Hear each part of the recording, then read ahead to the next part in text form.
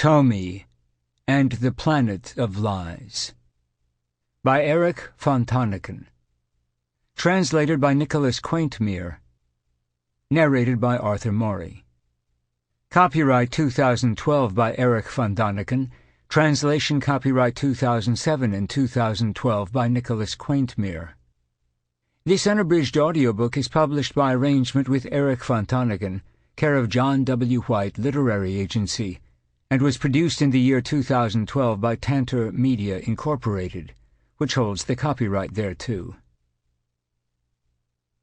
The decision. His very existence was an impossibility, an anachronism. Looking at it from a scientific point of view, Tomy shouldn't have existed at all.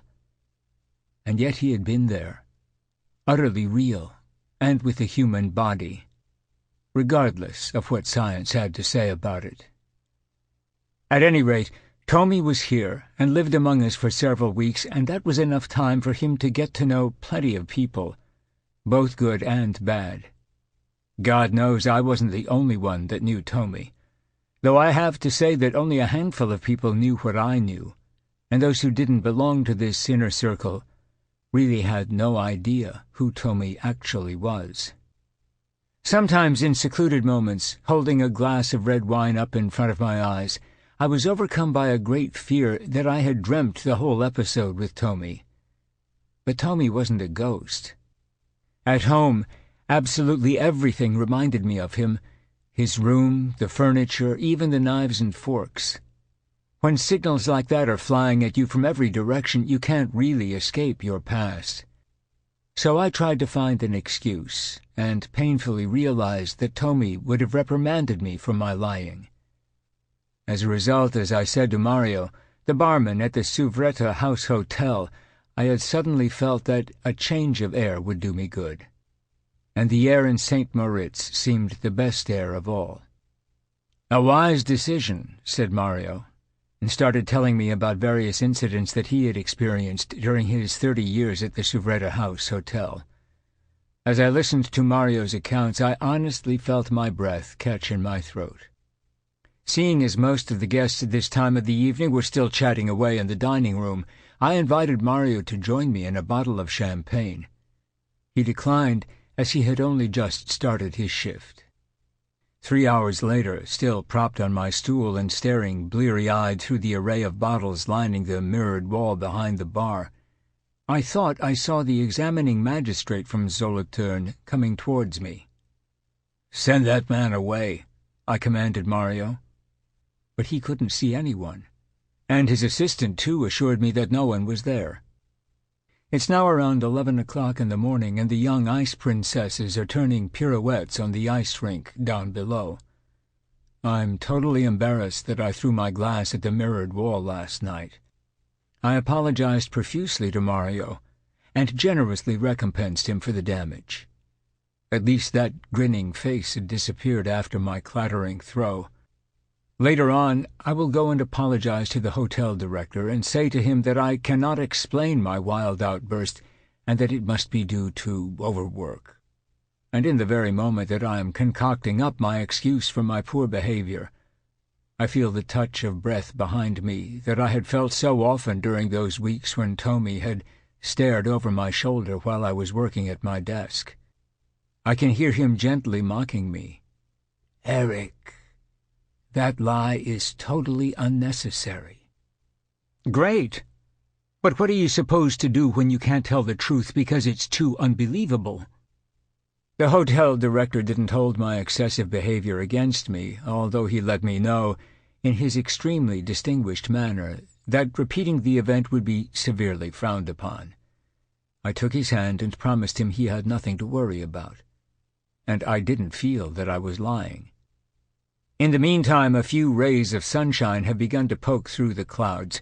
I'm sitting with a strong cup of black tea in front of me, trying to come to grips with myself and my situation.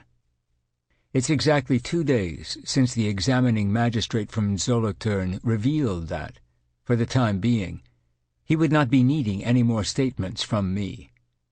For the time being. With these people you never know what's coming later.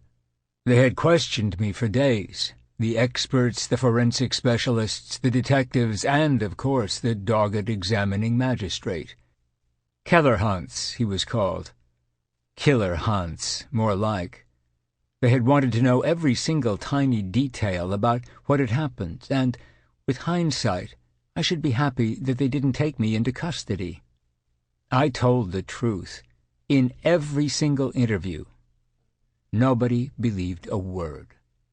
Not even after Mark, who had been there from the very beginning, had corroborated every single word in separate interrogation, and not even after my wife, Elizabeth, had also confirmed every one of my statements. Even the gentlemen who were grilling me could understand my frustration, and I could understand the questioners, too, because what I had experienced was utterly impossible. A man materializes out of thin air and then, just as suddenly, disappears after spending several weeks living at my side. And everyone had seen him, talked to him, and asked him questions.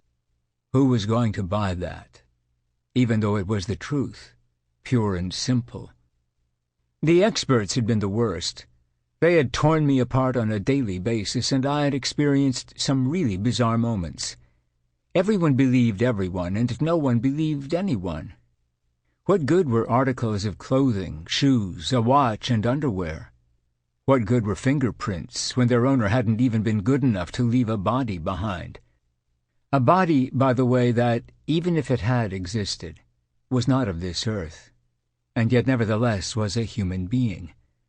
A body that had no birth certificate, no baptism certificate, no scholastic records, and no earthly past whatsoever, aside from the weeks that he had spent among us. At any rate, they had confiscated a letter from Tomy, scribbled down in blue ballpoint in his handwriting that looked so infuriatingly similar to my own, which made the whole thing even more complicated. This letter, written to my housekeeper Edith, had provided the police with Tomy's fingerprints. But, impossibly, Tomy had exactly the same fingerprints as me, something that had never been seen anywhere in the world. Everyone has his own unique fingerprints, except for Tomy and me. The examining magistrate had held the fingerprints up under my nose, Tomy's and mine. They were identical. "So you are the corpse!" he screamed at me, and I shouted back, just as loud, "But you can see that I'm standing in front of you, alive, for God's sake! I've explained to you 1,000 times how Tomy came into being, and his fingerprints are the proof. He was a copy of me. Have you never heard of clones?" The examining magistrate just laughed at that and said spitefully that I didn't need to come up with such nonsense. Human cloning was impossible, not to mention the fact that there had not been nearly enough time. Then he held up Tomy's passport. It was a replacement passport, issued by the Swiss embassy in Tehran. "And this?" he asked impatiently. "Is this some kind of ghost? A Swiss passport made out for an Erich von Daniken, born April 24th, 1957, 169 centimeters tall, brown eyes, brown hair, and distinguishing features, a mole on the back of the left hand. Although no Erich von Daniken was ever born in Zofingen on April 24th, 1957. Do you take us for idiots?" They would eventually figure what was rotten in the state of Denmark. Moreover, he slyly pointed out, waving his finger threateningly towards me, that if Tomy and I were so identical, and now one of us was missing, then I could just as easily be the copy, and it was the real Erich von Daniken who had been murdered.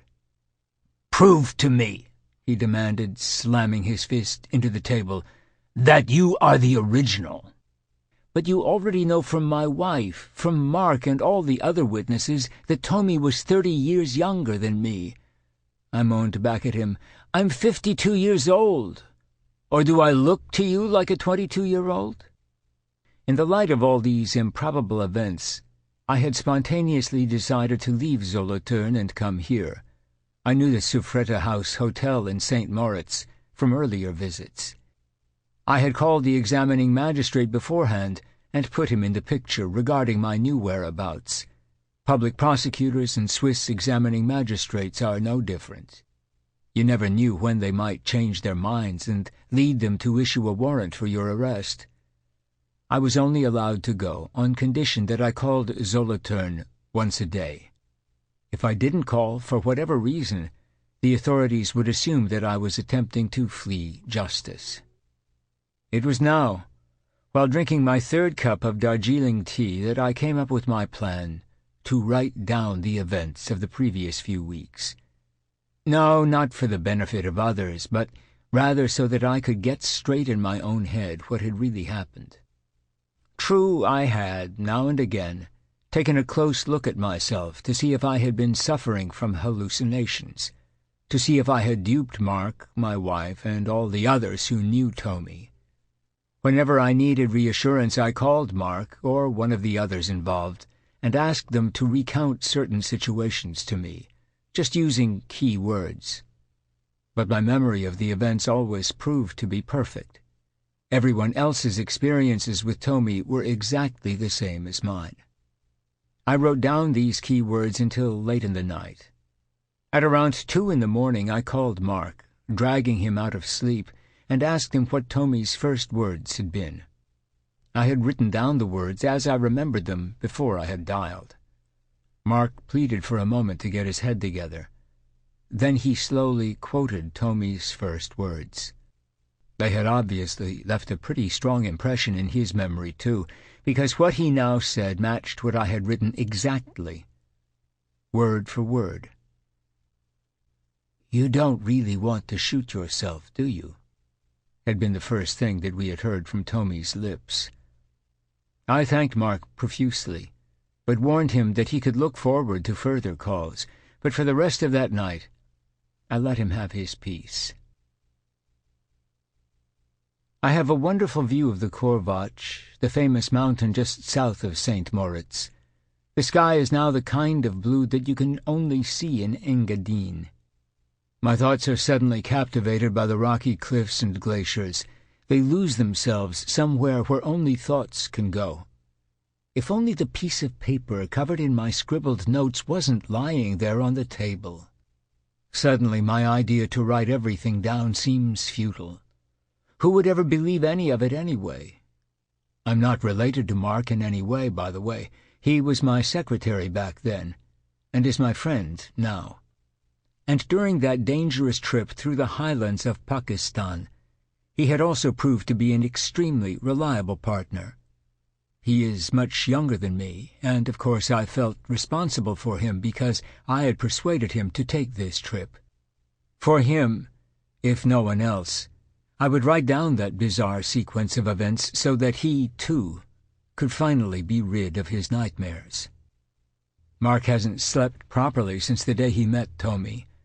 His mother recently told me that Mark had cried out during the night. What he had said she hadn't been able to understand, but she had found him sitting up in bed, drenched in sweat. When I hear stories like that, I ask myself if we had ever really had a chance to free ourselves of Tomy. It's true, he was a man like us, of flesh and blood, even if he did appear under highly mysterious circumstances. And then he disappeared under even more mysterious circumstances. Of course, we could never have just left him there defenseless and alone in the cold early dawn, especially with the knowledge that the rising sun would bring with it temperatures that would mean an agonizing death for anyone left alone in the desert. And because we didn't leave him there, we ended up living through an adventure that, in the end, left us looking like murderers. Mark and I know that we're not murderers, and my wife knows it too, but we suspect that none of the officers investigating the case are quite so convinced of our innocence. If they were, we might have been able to carry out the perfect murder. What I now write, from my memory, the notes of the previous night, and several phone conversations with Mark, is basically the story that the examining magistrate Kellerhans already knows.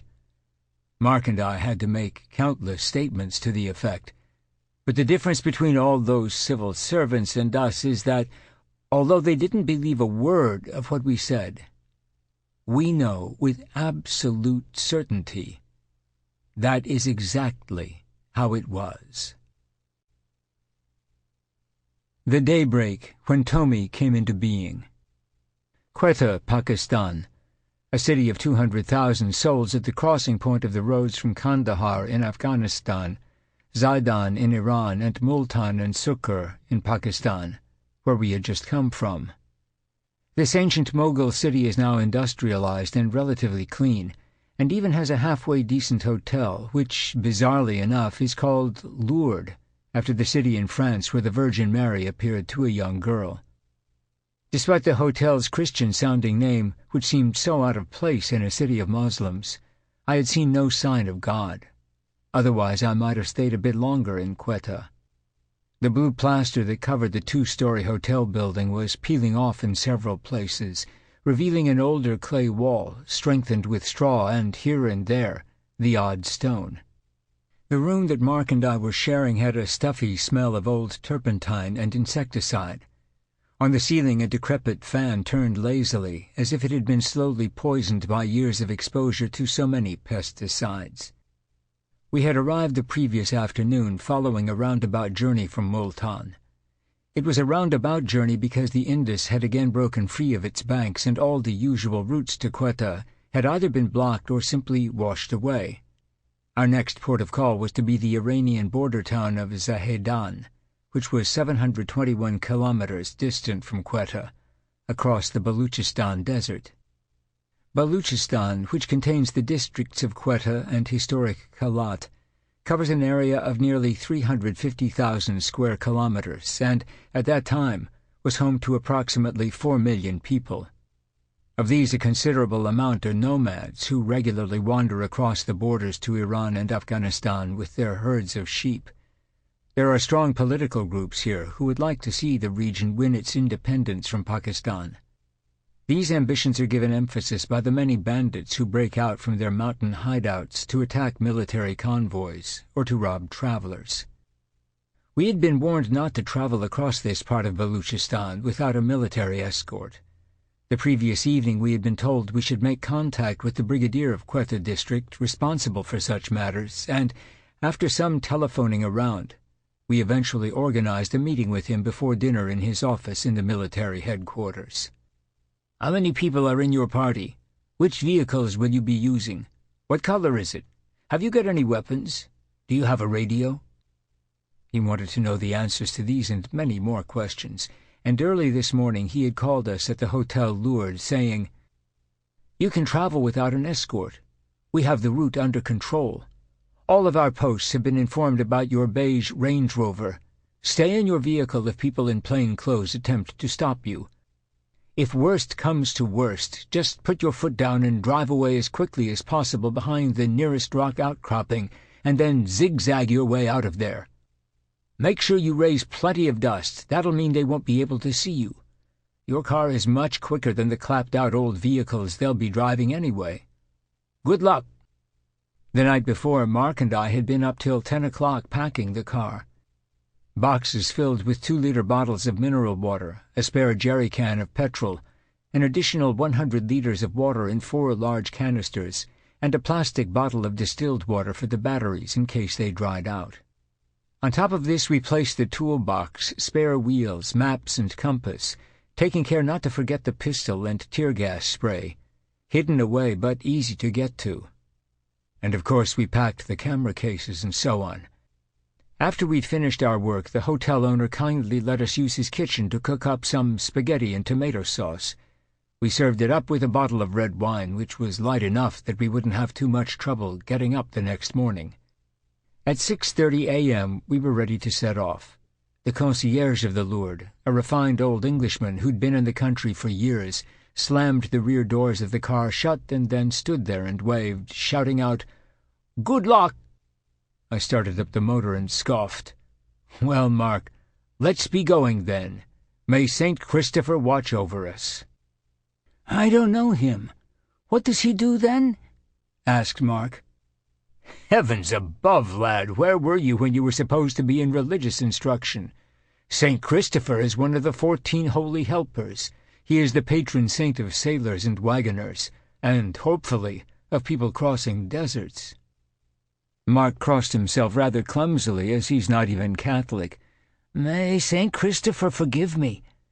But the saint must have been put out by Mark's ignorance, as events were about to show. After only half an hour on the road, we were already in the mountains. Not mountains like I know them from Switzerland, however. Here there were no plants or snow, no green blades of grass or mountain streams, only the railway track which runs from Sukur to Zahedan. We saw 3 stations, but not a single train. Every half hour we were stopped by military patrols. Officers checked out our passports and after a few minutes' palaver allowed us to continue on our way with an ironic "good luck." For about 60 kilometers our route was accompanied by a telephone cable running along at ground level next to the road. It was comforting to know that we were somehow still connected to civilization. We were making good progress, and by midday we had already covered a third of our journey when we were suddenly confronted by a roadblock, constructed from large blocks of stone, which had been laid haphazardly across the road. Behind them stood one man in uniform, accompanied by 4 others in civilian clothing, their machine pistols casually pointed at the floor. The uniformed man ordered me to get out of the car, which was exactly what the brigadier had warned me not to do. Why were the other men not in uniforms? Were they no longer part of the Pakistani army? The uniformed man pointed at the metal cases on the rear seat of the car. I knew that there were ignorant people around who liked opening up technical equipment or pulling out the contents of exposed film rolls, only then to exclaim that the films have nothing on them. My aluminum cases housed metal detectors, which were sensitive instruments easily damaged by careless handling. Suddenly I had a bright idea. I smiled my best smile and reached deliberately with my right hand for the console in the middle of the car. My Polaroid camera was lying there. I slowly pointed it at Mark and pressed the button. Then I aimed the lens at the uniformed man and smiled even more sweetly than before.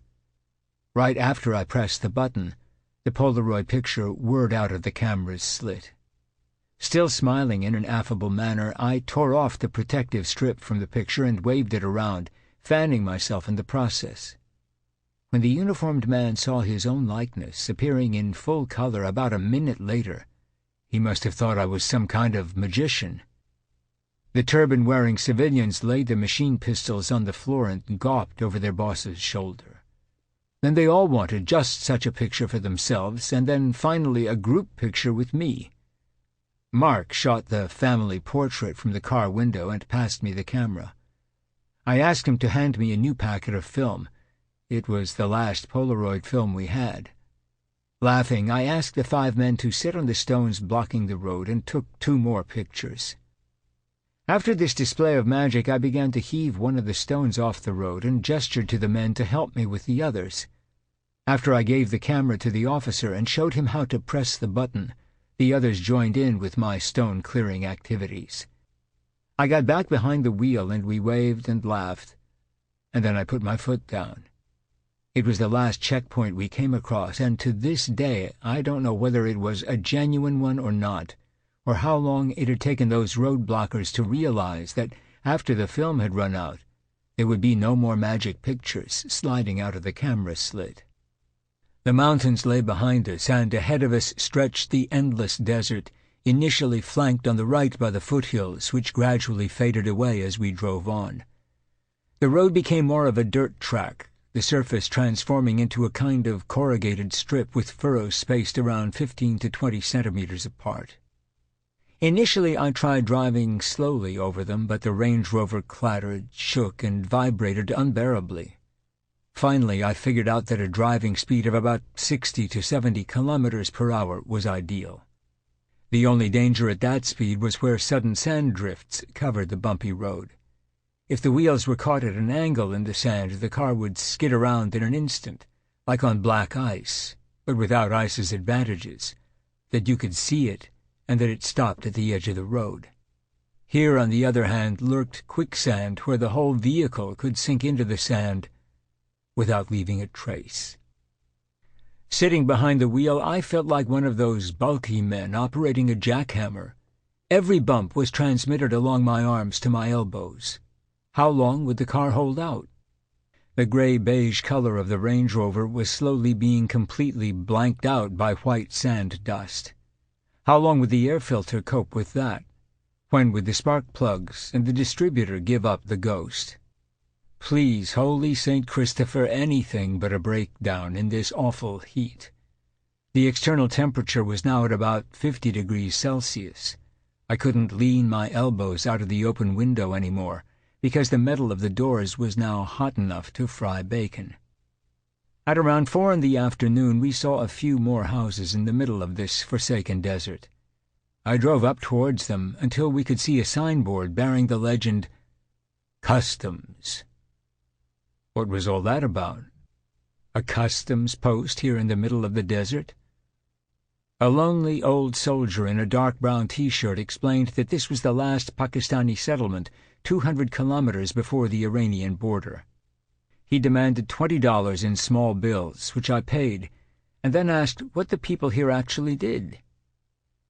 "Nothing," he said. "We're just here to keep an eye on the border." The name of this desert backwater was Nok Kundi. We had just driven across purgatory, and now we were driving directly into hell itself. The desert track became even more irregular. The gaps between the furrows in the road were randomly spaced, and the sudden sand drifts more frequent. There may have been no water here as far as the eye could see, but at least once a year it must rain cats and dogs, because every once in a while the track simply disappeared, as if washed away. It wasn't possible to manage much more than jogging tempo, no more than 20 kilometers per hour. In the rear-view mirror I could see our endless dust trail rising up into the twilight, fanning out behind us like a pale gray veil. 7 p.m. The heat was still oppressive. Position: still 126 kilometers to the Iranian border in the desert of Baluchistan. Throughout the whole day we had not seen a single vehicle apart from ourselves on the road. Mark's face was swollen, his eyes rimmed with red. Sweat was pouring out of every pore, but despite the heat he was shivering. It was clear that he had some kind of fever. He coughed and wheezed like someone with some kind of lung disease. I vaguely recalled something about dust allergies, so I moistened a cloth with mineral water and wrapped it around his mouth and nose. I drove on with Mark sitting next to me, wrapped up like a mummy, occasionally gasping and coughing. But it was hard work. 1 kilometer after the next, the massive blazing gold disk of the sun sank slowly down behind a massive sand dune, and suddenly the heat relented. Our position was now 98 kilometers from the Iranian border. Mark's condition still had me worried, however. We decided to call it a day. We would spend the night here and give Mark's cells a bit of a chance to regenerate. It would have been foolish to try to carry on anyway. The sand drifts don't show up well in the headlights. This was the incredible night when Tomy came into being. Mark and I will never be able to forget the events of that night. It all began with Mark's chattering teeth and 39-degree fever. He got himself some medication to reduce fever and some antihistamines from our onboard first aid kit and washed them down with generous amounts of mineral water. To give him enough room to lie down properly across the front seats of the car, I made myself a bed on the roof, the rear seats being packed full with our equipment. Occasionally a cool desert breeze wafted through the night, blowing fine dust into my eyes, ears, nose, and mouth, penetrating the warmth of my woolen blanket. I looked up at the starry skies above me the way they only appear in the middle of a desert. Clearer and brighter than any planetarium. Those strange heavenly bodies seemed so close that I could simply reach out and grab them. Despite being numb with fatigue, I stayed awake. Below me, Mark still coughed. Every movement he made was amplified by the car's suspension across the chassis.